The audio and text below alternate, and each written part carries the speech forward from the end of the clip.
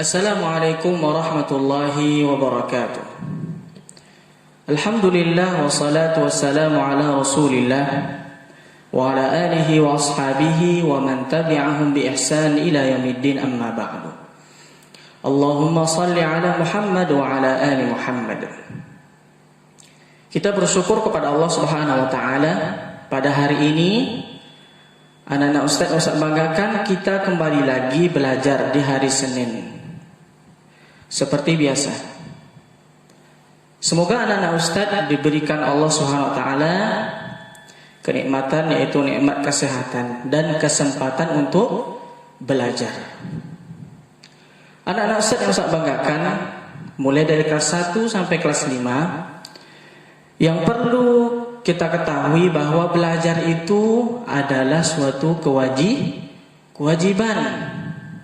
Barang siapa yang menuntut ilmu dan belajar dengan sungguh-sungguh, maka Allah Subhanahu wa taala akan meninggikan derajatnya di sisi Allah Subhanahu wa taala. Siapa yang mau ditinggikan derajatnya di akhir nanti, semua anak-anak Ustaz pasti mau. Dan menuntut ilmu atau belajar itu adalah suatu keharusan. Apa tujuan anak-anak Ustaz belajar dan menuntut ilmu? Apa? Yang pertama, menghilangkan kebodohan dari kita. Apabila kita tidak belajar, maka kita termasuk orang yang bodoh. Wal-'ayazu billah. Anak-anak Ustaz banggakan, bagaimanakah orang-orang terdahulu belajar? Apakah mereka belajar dengan mudah atau sulit? Ya, jawabannya akan Ustaz ceritakan suatu cerita. Zaman dahulu ada seorang imam. Beliau ini datang dari Andalusia, datang dari Maroko. Ingin mengunjungi seorang imam besar, imam hadis yang bernama Imam Ahmad bin Ibn Hanbal di kota beliau. Sedangkan perjalanan dari kota Maroko ke kota Imam Ahmad itu sangatlah jauh sekali, menghabiskan waktu berbulan-bulan. Dan ingat, ketika itu tidak ada kendaraan, maka beliau berjalan kaki dari Maroko sampai ke kota Imam Ahmad bin Hanbal. Untuk apa?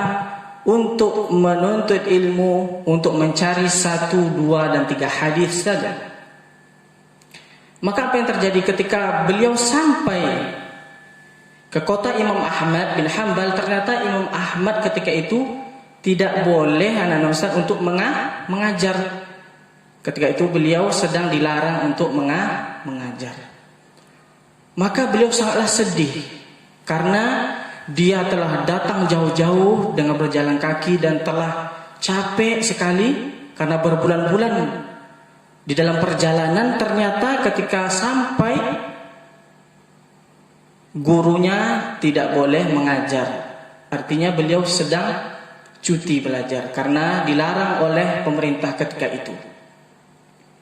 Maka apa yang dilakukan oleh imam ini? Apa dia menyerah? Tidak, dia datang ke rumah Imam Ahmad, lalu mengetok pintunya. Dan Imam Ahmad bertanya kepadanya, "Wahai fulan, kamu ini siapa?" Beliau menjawab, "Saya fulan bin fulan." "Kamu datang dari mana?" kata Imam Ahmad. "Saya datang dari negeri yang sangat jauh sekali." Maka Imam Ahmad menebak, "Dari Afrika?" "Bukan, lebih jauh lagi," kata beliau. Maka Imam Ahmad tidak bisa menjawab karena dia tidak tahu negeri mana berasal imam tadi. Maka beliau menjawab, "Saya dari Andalusia." Luar biasa jauhnya. Terheran-heran Imam Ahmad. "Saya ingin belajar kepada engkau, wahai imam. Akan tetapi saya mendengar engkau tidak boleh mengajar." Maka Imam Andalusia ini berkata kepada Imam Ahmad, saya harus belajar juga dengan engkau wahai Imam Ahmad. Bagaimanapun caranya saya harus belajar karena saya sudah jauh-jauh datang. Maka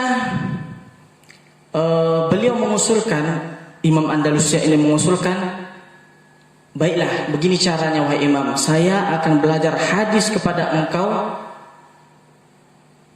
Saya akan berpura-pura menjadi pengemis, meminta-minta. Jadi setiap hari anak Ustaz, Imam Andalusia ini datang ke rumah Imam Ahmad sebagai seorang pengemis. Akan tetapi beliau menyimpan pena dan kertas untuk mencatat hadisnya di balik bajunya. Begitu caranya dia belajar kepada Imam Ahmad. Nah, keesokan harinya beliau mulai mencari kayu dan memakai baju yang lusuh, yang jelek, seakan-akan beliau sebagai orang pengemis. Maka beliau mengetuk pintu rumah Imam Ahmad dan berkata, wahai Imam, berikanlah saya sesuatu. Maka Imam Ahmad memberikan sesuatu, dan ketika itu Imam Ahmad membacakan beberapa hadis dan dicatat oleh Imam Andalusia ini. Baiklah anak Ustaz, apa pelajaran yang dapat kita ambil dari kisah ini? Bahwa belajar itu adalah suatu yang sulit di zaman itu. Sedangkan anak-anak Ustaz sekarang belajarnya di rumah dan tidak jauh dari tempat belajar antum. Antum sudah memegang handphone, memegang HP, lalu antum bisa buka pelajarannya. Misalnya Ustaz siapa, pencet klik, lalu antum bisa mempelajari pelajaran di hari itu. Coba bayangkan mereka orang-orang terdahulu anak Ustaz menghabiskan waktu berbulan-bulan untuk menuntut ilmu 1 atau 2 hadis. Bayangkan. Selanjutnya kisah yang kedua adalah bagaimana ada seorang imam lagi. Beliau ini ingin belajar tapi tidak punya buku. Tidak punya buku. Maka apa yang ia lakukan? Ia pergi berjalan di pinggir jalan, lalu mencari kertas-kertas yang sudah usang, kertas-kertas yang sudah rusak. Maka dia kutip kertas itu, dia kumpulkan, dan dia jadikan buku untuk mencatat pelajaran. Nah, anak-anak Ustaz, dari kisah yang kedua ini, belajar itu adalah suatu yang sulit. Nah, kita di zaman sekarang anak-anak Ustaz, apalagi antum di rumah sekarang, sudah punya pena, sudah punya buku yang lengkap, waktu yang banyak, ya, dan tidak kelaparan. Maka itu syukuri anak-anak Ustaz dengan cara rajin belajar. Semangatlah antum belajar. Apabila anak-anak Ustaz semangat, maka nanti Allah Subhanahu wa taala akan meninggikan derajat anak-anak Ustaz, dan semoga anak-anak Ustaz semuanya menjadi penghuni surga kelak. Baiklah, hanya ini yang bisa Ustaz sampaikan. Nasihat singkat sekali. Mudah-mudahan anak-anak Ustaz semuanya semangat lagi, mendapat motivasi di hari Senin ini untuk rajin lagi belajar. Dan terakhir, dari kisah yang pertama, Ustaz lupa menyampaikan bahwa nama imam yang tadi itu, yang datang dari Andalusia itu namanya Imam Baqi' bin Makhlad. Dan imam yang kedua yang mencari catatan dengan cara mengumpulkan kertas-kertas bekas adalah imam besar, Imam Bukhari.